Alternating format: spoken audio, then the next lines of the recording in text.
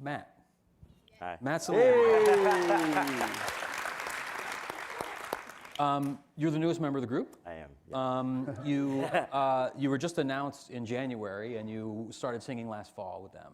Mm-hmm. What's it been like to just jump into the middle of this band? It's been a dream. Like, I was singing in a wedding band, and before, I was a wedding singer. Yeah. And I was singing in another a cappella group, and I always loved and said I wanted to do a cappella for the rest of my life. But that's like, how can you say you do that? You know, like, how do you do that? And so beginning the call, and I worked with Ben on a bunch of stuff before, and so getting the call to come to LA, it was like, wow. It was like, whoa. And then the day, it was so funny because I landed in LA, and then that same night, Ben texted me and was like, hey, can you record on the Christmas album tonight? And I was like, maybe can I do it tomorrow? He's like, okay, great, let's do it tomorrow.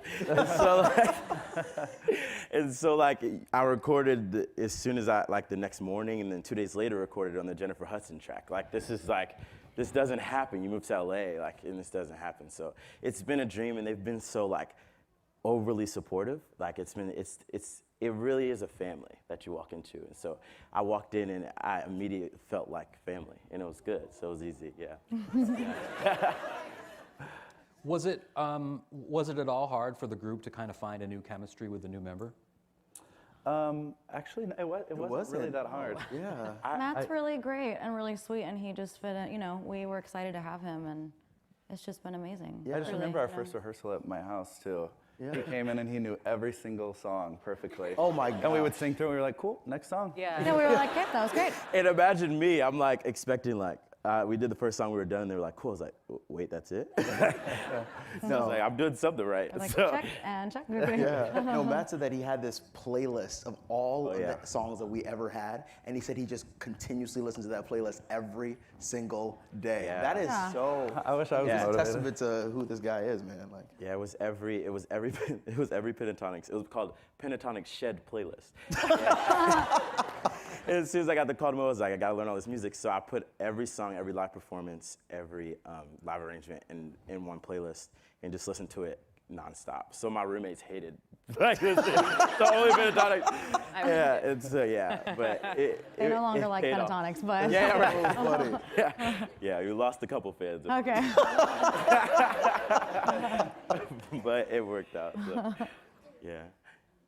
So last year, just about a year ago, Avi Kaplan announced he was leaving.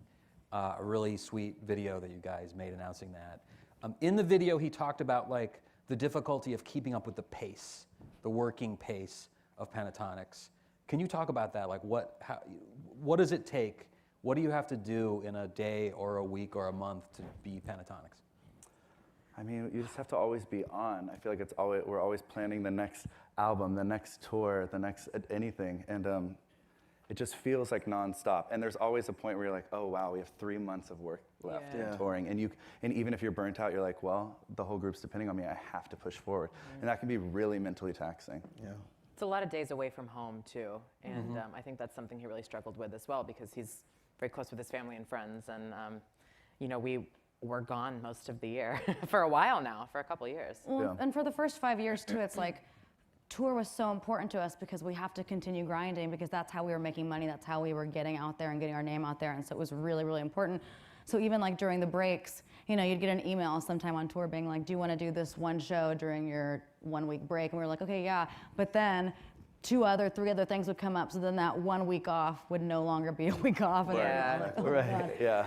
But I mean, that's it was like a also Grammys tribute or something. That's so also a testament to how hard you have to grind and how hard you have to work to get to where we are now. Now we can properly kind of schedule out our time to where we can, do it all. I guess, use our time more wisely. But before it was continuous grinding, and it was really, really difficult and taxing on the voice and mentally and just physically. For the first 5 years, I just never really made plans. I was always I'm just gonna assume we were working. Yeah. Were you at all worried when Avi told you he wanted to leave? Oh, yeah. Did you think that the band might not be able to continue without him? Well, that's exactly what I felt. I had really, really bad anxiety about it because when we all came together, it was so magical. It just felt so good, and it worked so naturally. So I was like, this feels like a once-in-a-lifetime thing. And I felt like if we lost a member, it was like all gonna fall apart. That's like, well, that's what was my anxiety speaking.